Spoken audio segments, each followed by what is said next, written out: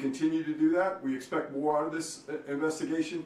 Could not be more proud of the men and women that put their lives on the line every day, doing this job, working through the obstacles to make sure that the communities they live in, the communities we all live in, continue to be as safe they can be. So thank you, Attorney General Bondi, for giving us the attention it needs, and look forward to see what happens in the future. And so with that, I'd like to introduce U.S. Attorney Ryan Ellison. Well, good afternoon, everyone. My name is Ryan Ellison, and I'm the United States Attorney for the District of New Mexico. I'm going to give you a brief overview of the investigation that dismantled one of the largest and most dangerous fentanyl operations in United States history. This case involved coordinated efforts from federal, state, tribal, and local law enforcement agencies across multiple states. As a result of this ongoing investigation, 16 individuals have been arrested, including the alleged leader, Heriberto Salazar Amaya, an illegal alien from Mexico with 2 prior removals and direct ties to the Mexican cartel. In Albuquerque alone, authorities seized staggering quantities of illegal drugs and assets, including over 2.7 million fentanyl pills, 11.5 kilograms of concentrated fentanyl powder, 7 pounds of methamphetamine, multiple kilograms of heroin and cocaine, 41 firearms, to include ghost guns and weapons modified for automatic fire, more than $600,000 in cash, and numerous luxury vehicles.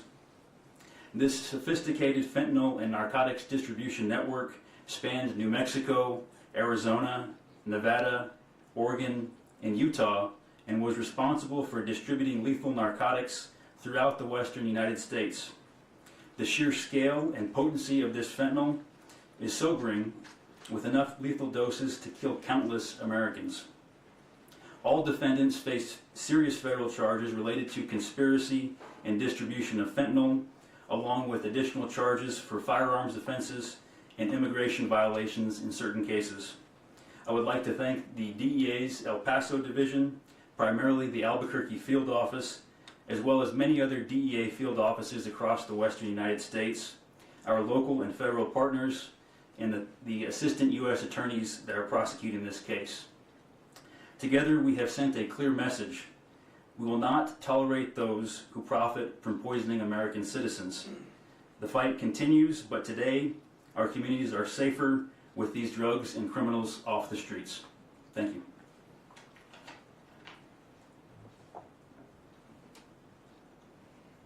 I just want to add one thing. I was briefed before this by all of the agencies together, and the coordination with the AUSAs and DEA and the law enforcement agencies is truly remarkable. Thank you all. And again, be safe out there every day. They're out there risking their lives every day to save us and keep us safe. So thank you all. I think we're going to take a couple questions, but we are going to remain on topic today because we are here for something so serious. And I had wanted to walk out first and let you all hold this. This is how much fentanyl it takes to kill you. So if you want to come up and look at this after in this vial, you're welcome to. It looks like just a few grains of salt, and this is what it takes to kill you. Okay. Just a reminder, we're staying on topic today. Go ahead. Madam Attorney General, I was wondering if you're seeking to deport the 6 illegal aliens who are here, or to charge them first and then seek to deport them. I know there's been a number of high-profile arrests you guys have made where you've made the decision to just go after deportation versus criminal trial. This guy is the leader.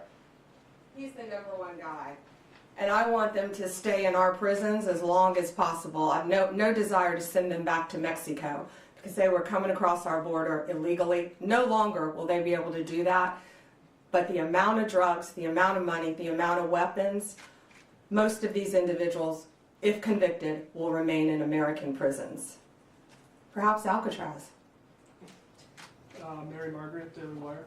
Thank you, Attorney General Bondi. Can you give us more information on some of these individuals up there, and can you also share whether you've had any success in getting the Mexican government to help you extradite any of these cartel members?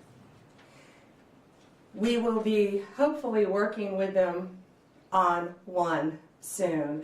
But yes, Mexico has been cooperating in the past. I think we extradited 29 here to our country to face charges when it's some of the top cartel members in our nation's history, some of the worst of the worst.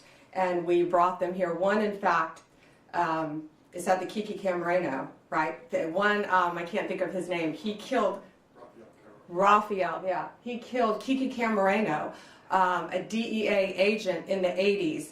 And Kiki Camareno's widow and son family had been trying to get this guy back since the 80s and could not do it. And President Trump, working hand in hand with Mexico, was able to get him back to this country. And we spoke to Kiki Camareno's widow and son, and they were both in tears. His son is now a judge, and his son had his father's handcuffs and had them engraved. And I think at some point that monster who tortured and murdered his father will be wearing those handcuffs. But he's now in American custody, along with, I think, 28 others that we were able to extradite with President Trump working with Mexico to stop this really reign of terror and this poison coming into our country. I think we have time for one more.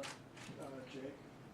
You said that these individuals will not be deported. Can you tell us any specifics on charges and any specifics on the investigation on how this actually went down, how they were captured? So the investigation is ongoing. I can tell you it was a lot of work, a lot of great police work is all I'll say now. But I don't want to really reveal their sources and methods of how they captured and caught these guys. But what I will tell you, the top guy who I keep pointing to, he insulated himself. He was in Oregon. He had no drugs on him, but he was the leader. He had millions of dollars. He had a Mercedes. He had a truck. He had other things, but he did not have any drugs on him because he was the leader. And that's what these cartels do, whether it's Sinaloa, whether it's MS-13, whether it's TDA.